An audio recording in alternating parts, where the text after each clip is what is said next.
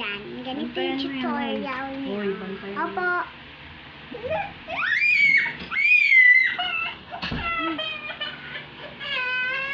Yan. Alis. Ah, ito. Hawakan niya yan, hawakan niya.